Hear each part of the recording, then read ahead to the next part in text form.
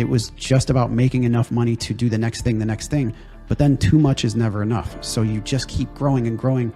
And along the way, you sacrifice everything, literally everything. Health, friends, family, everything was secondary to me being successful. And then you get there and you go, I'm here by myself with nothing. Like I have everything, but I have nothing. Yeah. So that was the pivotal moment of, what did you just do? My health was failing. My teeth were bad. Like my eyes were shot. My hands hurt from being on a computer. My back was art, like all of the health things. Welcome to the Executive Connect podcast. I'm excited to have Jeremy Lessaris here with us today. Jeremy, let's jump right in. Can you give us an overview of your journey into fintech, SaaS, and leading 8 successful exits? Absolutely. Well, first of all, great to hang out with you today.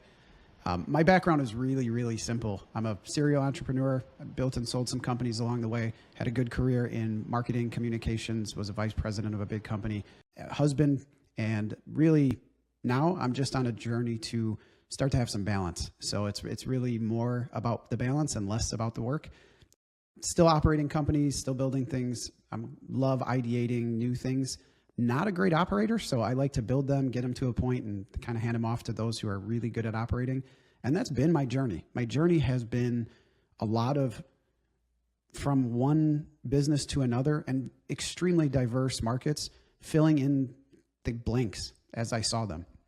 So if you look at my first company, it was really, I had moved out on my own, I had no furniture, and I wanted to get into the furniture business because I could buy furniture cheap because I found a wholesaler.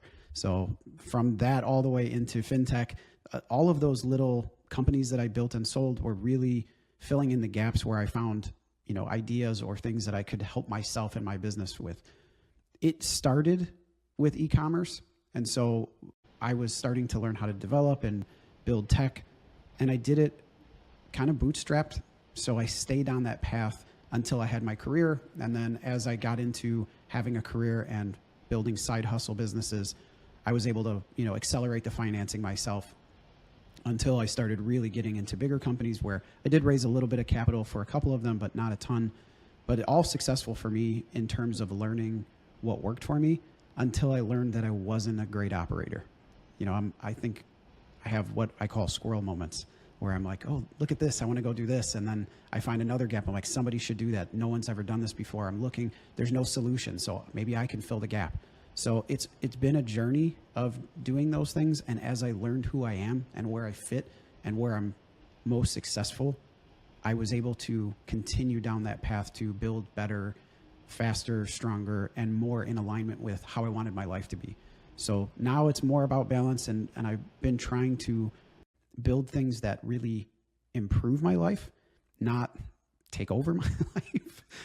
Which was, early on it was more about building things to survive. I came from that kind of survivalist mentality. I moved out at a really young age, and having done that and kind of had some hardships early on, that was really just about money. Like I built things for profit's sake. And then as I grew up and started making better choices and decisions about how I was building things, it was more thoughtful about how is it going to impact me? How is it going to impact my day-to-day? What does my work life look like? And some of that came from my wife more recently in the last, 7 years of just understanding where the balance needs to be in terms of having work and life. And because of that, now I'm building enterprises around how my lifestyle should be and what I can do to impact versus profit. So it's really, that's been my journey from kind of hardship to now more impact and how I can impact others. And so my more recent ventures, not necessarily focused on passion, where I think everyone tries to drive towards that. I was more driven towards how can I impact others, because now I'm in a position to do that.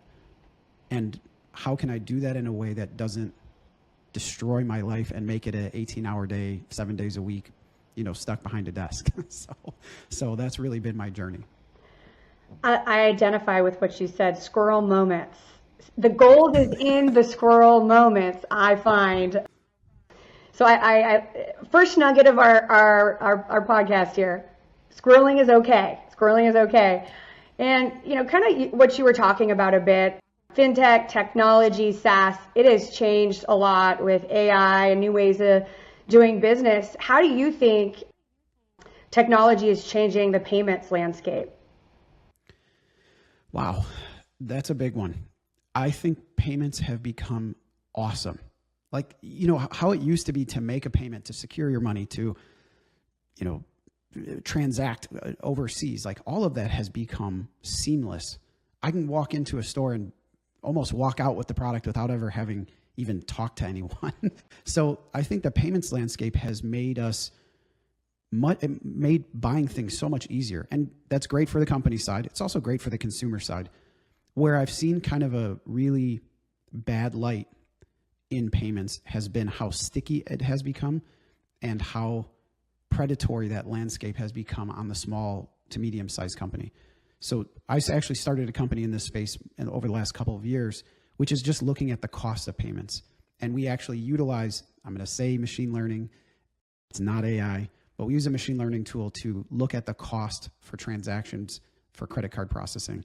And we utilize that data to identify how much profit is being, taken from these companies. And we found in a study that we put together, $50 billion a year in just the US. And I would say 80% of that burden falls on small to medium companies.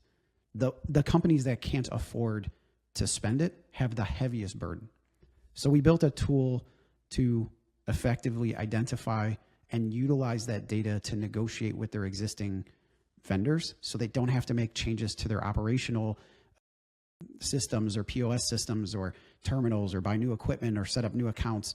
It's such a headache and it's so impactful to the company, but we found ways to put money back to their bottom line without them making any changes. So that's been a big focus for me because I see how heavy-handed some of these processors can be on the guys who need it the most, right? The small pizza place, your dry cleaner, the place you get a massage, all of these little businesses, they're carrying sometimes 5 or 6% to just transact money.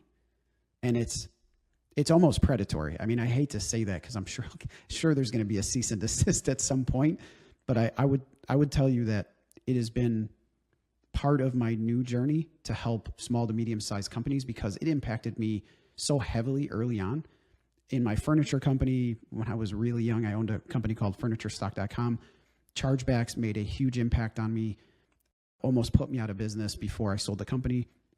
As I started growing up into more tech-focused organizations, it was always determined as high risk, so I always paid a high risk fee. So it was like really difficult early on for me. And now that payments are secure and seamless, and it makes it very effortless to go through a checkout process. Like you can go online and buy anything in 2 seconds now. It's great. That used to be like a 7-page, step-by-step thing. There's value to that. There's value in security. There's value in the technology. But I also see that they're overvaluing that technology. And if you're a big company, you have a lot of leverage. So the big companies don't pay what the little companies pay. The little companies pay way more. And in some cases, I've seen 6, 7, even 8, 9, 10% just to transact a credit card. It's just not right. So it's been a new journey for me to focus on that. Company I started called Payment Brokers, which is purely that. We use AI and ML to negotiate rates and fees using data. So it's a fun product. It's also putting money back to people's bottom line. It's the easiest. I hate to even call it a sale. It's the easiest thing I've ever done to help a company. So that's been my journey with that. I think in general, AI is such a unique thing. I'm actually in the midst of writing an article about where I think AI is going to go and how it's going to impact handcrafted, hand-processed, human interference things. Because I think there's going to be a much bigger effort and more value placed on things that are done by hand and not everything AI. So I think the craft business may really see a really unique boost because of this. And so I'm really focused on that. I love, handmade, the stories, the humanality of a company, and not necessarily like, yeah, our CEO is a robot and, all of this is done by machine and all this is pre-programmed and we've been following you around using AI and I know everything you're going to do before you do it and predictive ordering. And like, I don't know if I like that world. I think I much rather like actually talk to people and shake hands and, actually interact with humans. So I think there's going to be a bigger value placed on things that are done manually, and more from a luxury branded perspective. That's going to change everything. I don't know that I want an AI designed house. Everything was built and machined by AI, and everything is AI. So I feel like that's going to be a little bit of a resurgence of kind of a second renaissance of craft. Yeah, absolutely. As you were talking about how easy it is to use payments, I kept thinking about, when I'm riding trains in Europe, how easy it is to use my, Apple Pay to scan in, fob in, fob out. I have to go up to the, machine and buy a ticket and put a credit card in and enter my, PIN, and that whole process is gone. It's seamless now to get on a train and off a train. And I laugh because as a woman, I used to be one of those big bag women that carried all my cards and all my things and all, a giant wallet. I don't have a wallet anymore, right? I don't have to use a wallet anymore. So it makes lugging around cards and things so much easier to, like you mentioned, transact and do businesses. So I do love the ease of that. At times I'm a little concerned from a cybersecurity and security perspective. I do have some concerns on how they're used now, but I think it is so much easier now and to use, Apple Pay and other methods of payment. And, people want to take out money from an ATM now. They could charge anywhere from $2 to, like you said, 6-9% to get $20 out. So if you need $20, they're charging you $9. These businesses, some of them are keeping some of that money if they're larger organizations, right? And others are giving it back to other organizations. So I do see that from my side and in my industry as well. But I mean, you see it every day. I mean, you go to a restaurant now and there's a 3% service fee and you're like, what's that? Well, if you pay cash, we don't charge you the 3%. Okay. So I want my rewards. I want my miles. I want all my stuff, right? I'm just going to pay it. So we have immediately hyperinflated the market because everybody said, well, I think it's like 3% that we're being charged. So we're just going to pass it on to the consumer, which you're going to do anyway, right? Whether it's baked into the price or whether it's, on a fee, it's going to happen. And so everybody targeted Visa and MasterCard and American Express. They're like, these are the bad guys. So they went after them. They're like, and there's a bunch of legislation that they're really attempting to pass right now. There was a recent settlement for billions of dollars in potential, fees that they're going to reduce. And then a week later, they raise the pricing. So, I mean, it's unfortunate that we're targeting them when the problem isn't really Visa, MasterCard. It's the technology company that layers over the top. It's the processor and then the reseller who sold the processing and the reseller of the reseller. I mean, there's so many layers of people now touching this transaction, and the transaction fees have gotten out of hand. And there are even companies who know they're doing it. And I have, emails from them saying, we don't care.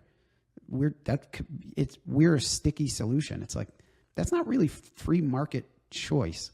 And I get it, if you provide a tremendous value, and there are companies that do, there's a really well-known service industry software that everybody uses. And they partnered with a processor and they're like, you have to use our processing. You cannot use a third party. And they just charge whatever they want. And because their software is so good and it's kind of an industry standard, they know they can get away with it. So they can charge 3%, 4%. No one's paying attention to it because it's the cost of doing business, but it's like hyperinflating the market immediately. And so now Visa, MasterCard came back and said, you know what, we're going to not only help you do this, we're going to help you push that right before they fought it. They were like, we don't agree with you charging customers this fee to what's called cash discounting. And so if you pay cash, then they're going to lose business, right? So they didn't like that idea. But they do like the idea of, hey, why don't we just charge your customer directly the 4%? But herein lies the major problem. Then there's no controls. Like they can just charge whatever they want. And there's really the merchants like, well, I have to take credit cards. So I feel like there's going to be a big shakeup at some point. I'm targeting this $50 billion reduction. And again, that's mostly on small to medium business. But in the interim, people just need to be more aware and take out your statement and your credit card processing statement and look at it. That's a first, pass. The second piece is like, the more this gets technologically integrated, the harder it's going to be to unplug from it. Like you just said, it's so easy to just tap. what a great way to get impulse buys. Like I've done it and went, oh man, did I just do that? Right? Like, it's so easy to pay now. And there's no more cash. I mean, and it costs money to get cash out. Like what you were just saying, there's a game around ATMs. Like, hey, we're going to charge you a flat $6. So what would you do? Take out more cash. Well, we're going to cap. You can only take out $100. So like, no matter what, they're getting 6% of your money. It's crazy. So it's bad, but it's also like, okay, there is a convenience part of this. And even banks now, like to deposit cash, they charge you. So even if you're a business and you're like, I'll take a bunch of cash, don't forget, you got to get Brinks. They got to come pick up all that cash. It costs money to move that money. There's security involved in it. You can have an employee take it and not show up to the bank. I mean, so there's all these like weird oddities with this. And I feel like at some point there's going to be some leapfrog technology. I know everybody, pushed a lot of eggs in the baskets for cryptocurrencies, which I'm not an advocate for at all. But I would say there's going to be some point where this just is not going to work. And I feel like the consumer is going to drive that. The merchants are going to drive that. Meanwhile, like Visa and MasterCard, they're posting record numbers, absolute record profits. So I don't think that's going to change anytime soon. And I'll be honest, I like my 2%, 2.5% cash back. I like my rewards. Like I like going on trips for the spend that I normally have anyway. I wouldn't give that up. So it's a hard unplug, that's for sure. Yeah, and I think that's the other thing. You made another good point is, are people actually looking at their statements? Are they looking? It's so convenient now to take the money out when you're somewhere, to Amazon things, there's so much happening regularly in a month for people that are buying things, and that's partially why Visa is posting some of the profits, right? People want things now, today, and they're willing to pay for it. They don't want to wait, for shipping. They don't want to wait. They want it today, now, and that is the world we live in. They want to be, they want to have their products. They want to, be the perfect weight. They want it now, today. No, they don't want to work at it. Immediate gratification. Immediate gratification. That's what, yeah. Yeah, you push a button, there's a comedian that talks about, you order a pen and it's that you're like, I just want to ship one pen, like Prime Now, it shows up today. You're like, that's amazing. Right. Think about the convenience, little right? Excessive. Time. Yeah. Little excessive, but the convenience, you pay for it. And it's unfortunate. I don't think businesses even look at their statements. Even the consumers aren't doing it. Businesses aren't doing it either. They just chalk it up to the cost of doing business. But then you ask why all of these small and medium-sized companies fail. They're just not paying attention. That's a good point. And that's another good takeaway for the listeners. Check your statements and look at what you're actually spending money on, because I think you'll be shocked, as we all are. So there's things on there you may not have purchased, or you maybe went out to dinner and the bill was $50, but it's $150 on your statement. So call the restaurant, get it reversed. It's an error. I want to pivot a little bit. Here's a tip. I'll just give you this. I think it's an important one. So you're talking about, your credit card statements.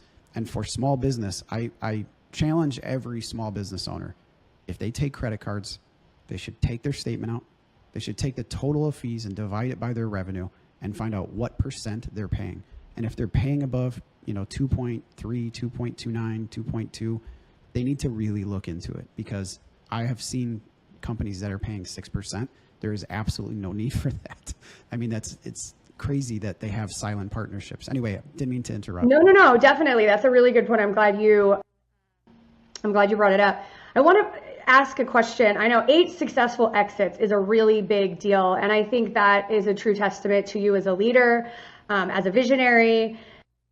One of the questions I want to, get your perspective on is how did you grow and scale these businesses? Do you have any tips, strategies that you can share with our listeners on how you were able to do that? So I always pause when we talk about 8 exits to clarify what 8 exits looks like, because everyone goes, wow, that's so glamorous. And you did all these, sold all these huge companies. First of all, that's not the case.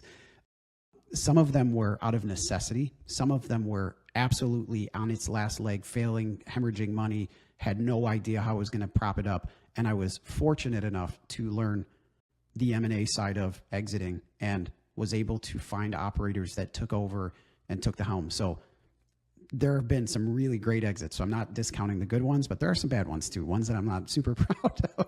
And then I've had some micro exits, things where I'm like, I built it, I don't know what to do with it or how to operate it. And other companies saw much bigger value in it and took it way further than me.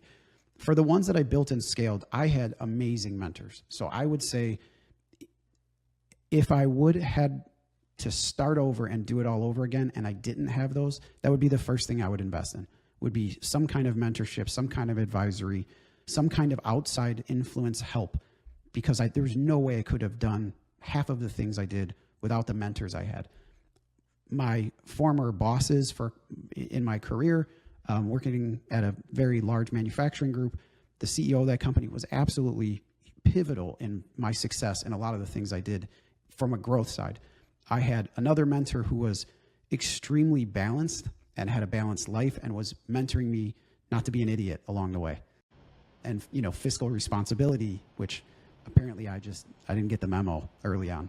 So I think in general, scaling requires all focus on only growth. And I feel like what ends up happening is these small companies get diverted in a billion directions and they don't look at what's the most important thing, which typically is sales. Sales cures all things, so long as it's profitable.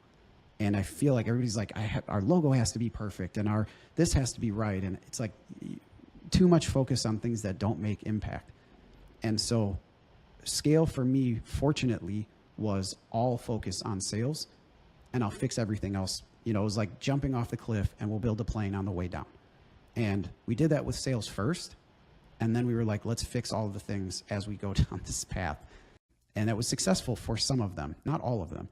The second was not, and this is just for me, so I don't recommend this for everyone, but bootstrapping changes everything. When it's your money and you work 40 hours a week to invest in it, the way you invest is very different than if your first startup, you go raise a bunch of money. Because it's not as important to you when it's your own. So if you start by bootstrapping, everything else gets much, much more clear on what should be focused on first, because you're trying to get to profitability. And that's the last piece for me. Was I was fortunate to not have to bleed my startups because I had an income. I was the king of side hustle. So I had a normal career while I built many of these companies, and my career afforded me the opportunity to not have to take blood from a rock. Like there's not money there to take. And I feel like startups often take. They're like, the second money comes in, they're like, I need a new car, I need to do. So they end up hurting the monies that needed to be reinvested in these startups don't get back there, because they're like, hey, it's starting to make money. Great, I'll start taking it out. So those are some things that helped my early stage growth. Growth beyond that was purely networking, being around the right people, luckily at the right time in some cases, and continuing the growth path by focusing on sales. Like if I could get more sales, I could cure some of the problems along the way. And I did it more recently from the bottom up. Now, when you have the ability to pause and do things more thoughtful, you grow profit, not revenue. And so more recently, everything I focus on is how do I grow profit up, not top line down. So when you're like in the bootstrap, I'm just trying to make things work. Everybody starts revenue because it's the only thing you have. When you have a little bit more time and can be patient about growth and you grow profit first, it's a game changer for longevity of the company, stability of the company. And I think in general, growth becomes really easy because people recognize when you're hungry to grow, right? You can smell it from a mile away. When you're not, the indifference makes a difference to the client, the customer, and everything around you. So when you have that kind of passion and desire to grow things profitably, people can see it. And I feel like it definitely makes an impact long-term for the business. Yeah, I love to hear that. As a revenue driver, sales professional, I would absolutely agree. There's always going to be flashy things to spend money on, a bright new office, and fancy pens and all these things. But I think I absolutely agree with what you said. You said is focusing on the revenue driving sales. And then the other thing, just to touch on that I loved you said, is focusing on what matters, right? There's so many pulls of all of our time.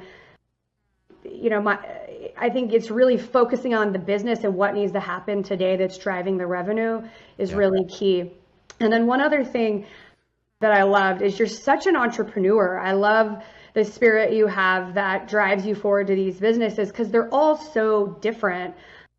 So can you talk a little bit about like what is that drive for you and how has it, like, maybe the question is, talk to me about your entrepreneur, going from W-2 employee to an entrepreneur, and what's driving that for you?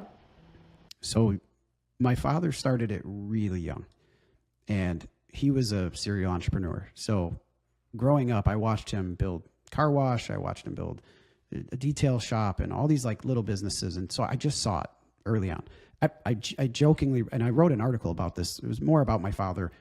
From an early age, I was in a stroller at like prepaid legal services, multi-level marketing. I was literally a baby going to MLM meetings. My parents were like they got indoctrinated really early, like Amway, Global. I was a baby. So I think I grew up this like Think and Grow Rich was a book I heard about when I was like 3. So growing up, I was always around like, hey, we're going to do this, or we're going to start this detail shop, or we're going to do this thing. So I saw them do it. And then at 6, I started this lemonade stand. I wrote a huge article about this. I love it. Kind of my claim to fame was I started this lemonade stand. My father was like, I wanted these like this, I don't know what you'd call them, but they're like building blocks, but they're life size. So I built a lemonade stand. My father borrowed me money, showed me how to like account for it, and I owed him interest. And that lemonade stand netted me thousands of dollars that year over a summer. And to me, it was like my first taste of entrepreneur and being an entrepreneur. And from that point forward, it was on. So like I took that money, invested in an arcade game, which I thought everybody's going to put coins in it. So I'll still own the arcade, but I'll have this other income. No kids put any money in except me. And if it was a failure. So I got my first taste of success and failure, like back to back in one summer. From that point forward, it was just a journey of what I thought I wanted to be. I was always focused on money. It was a survivalist mentality. I lived in a car. There was a lot of hardship to try to like balance out with, let me go make money. I'm going to be this multi-million-dollar international businessman entrepreneur. Like that was a vision when I was like 6. So from that day forward, I think it was just about that vision. And as I chased it and started to get to those things, I recognized that's not what I really wanted at all. And it wasn't until I had a mentor who brought some balance, a former business associate, his name is Eddie Booth, lives in England, and was a customer of mine who like took a liking to me because I was really young running a business, and he was a customer, and he was like, I see an absolute train wreck if I don't step in, because I was just trying to make it work. I was propping everything up, and I had, living on my own really young, just trying to make ends meet. And he kind of gave me this different path, which was more thoughtful, more focused on why I'm doing it and not what I was doing. So I took a little bit of that. I didn't take a full dose, if you will. And I started incorporating that into my life, and it made big changes really quickly. And so I went from these little tiny crazy idea entrepreneur things to I need some stability first, and then I'll side hustle my way through it, which was kind of what I was told to do. I mean, he said, go get a good job. You're going to get a great job. People are going to recognize that you're talented. And I did. I got a really, really great job.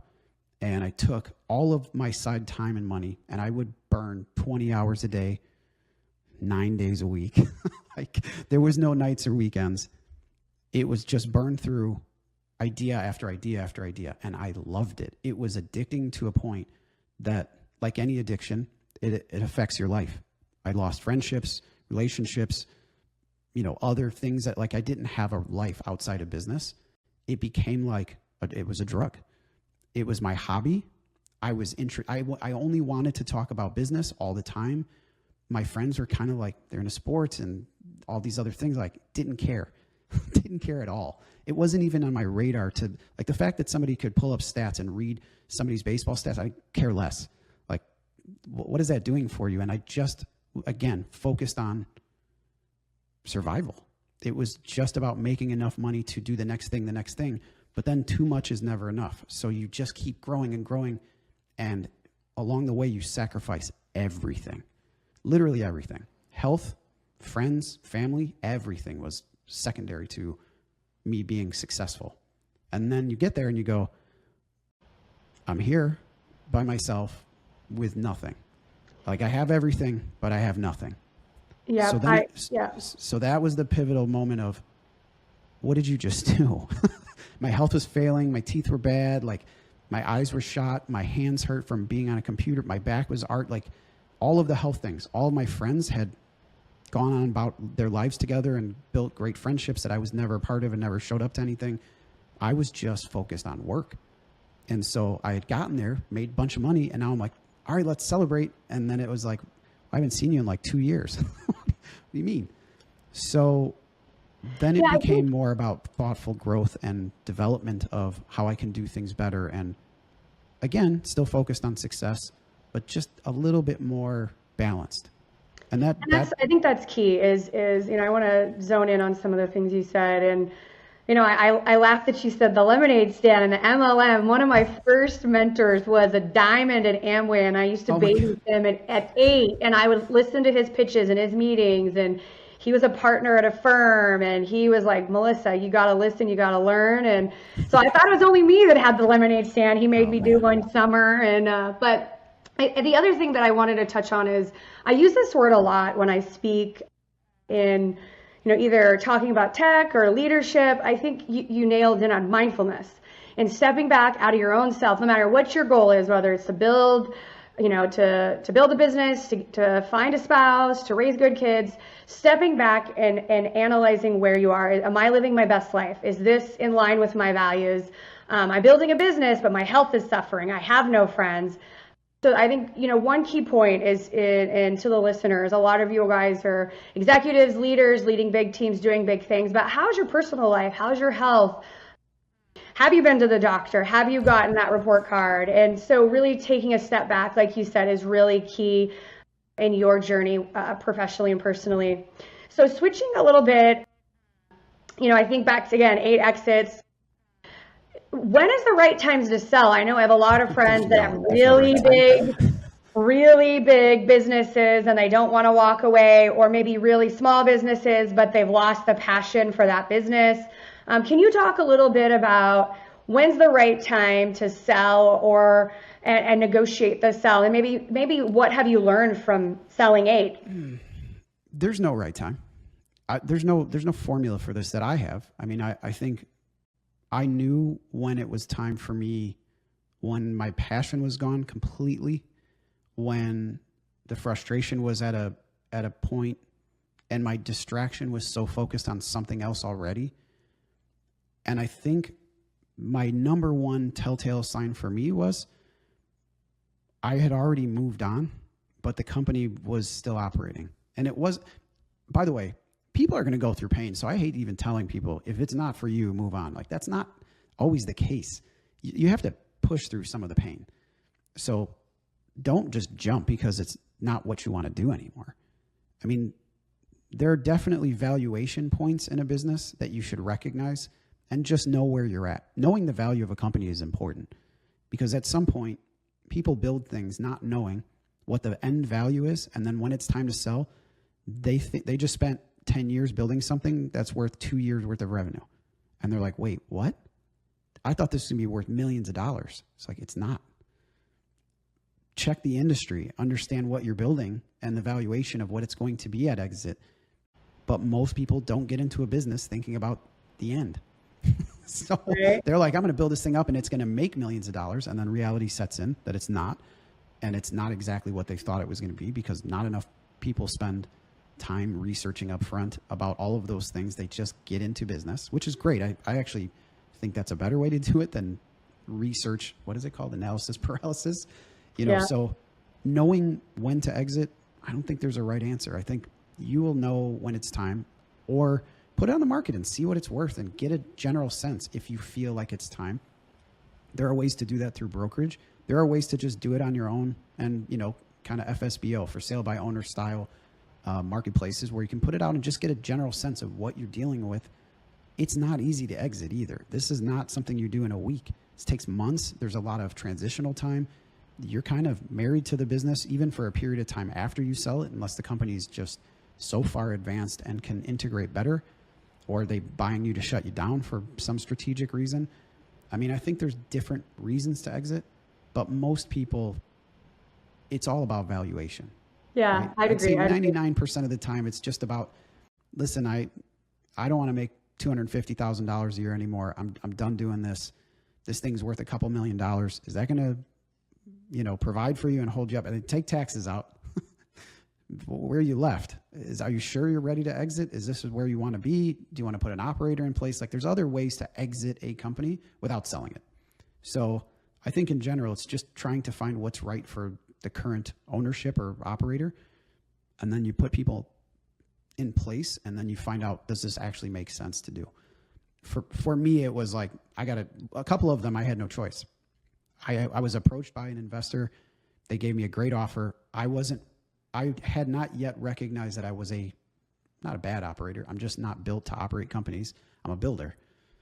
And just like, some people are builders and some people are homeowners. It's the same thing for me. I've identified early on that I'm not a good operator. And so when I found a good operator who was willing to value it at something that was valuable to me, then I was out. It made sense. It comes with a lot of heartache. For those that very true. Very true. Couple last things before we close, and to be mindful of time. Just maybe two final questions.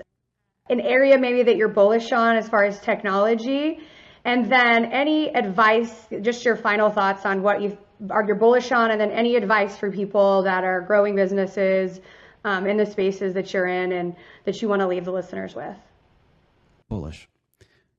I would say, look, AI is really a unique tool.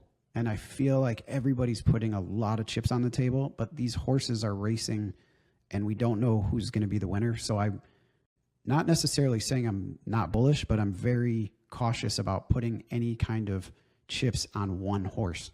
There's just too many, and things are happening at a almost unrealistic pace. And every day I see some new, Gen AI coming out that I'm like, what is that? Like, what? That could put this one out of business, and this could change this. And so I think people have to take a step back a little bit and look at this more holistically as a tool. Use the tools, get embedded, invest in them, put them in your business. Just don't prop your business up on them yet. They're moving too fast. They're too dynamic, and they can shift overnight and drastically put these companies out of business. So it's a weird position to be in with tech, because I don't think I've never seen a tech that's been like this. That wasn't speculative. Crypto, a whole different discussion for another time. But I would say I am really bullish on it as a tool, and people should leverage every bit of it. It's made me super efficient in a lot of things I do every day. I think people should use that crutch to the best of their ability. Just be careful on building a business around it. So that's my great. Bullish and my advice. I love it. That's great advice, both. Thank you so much for being here, Jeremy, and thank you for sharing your knowledge and your time with the listeners. I know they'll get a lot of great value out of what you shared. And that's all for the Executive Connect podcast. You've been listening to the Executive Connect podcast. If you have questions or ideas on how to bring leadership to the next level, email us at executiveconnectpodcast@gmail.com. And don't forget to subscribe so you can catch every new episode. Until next time.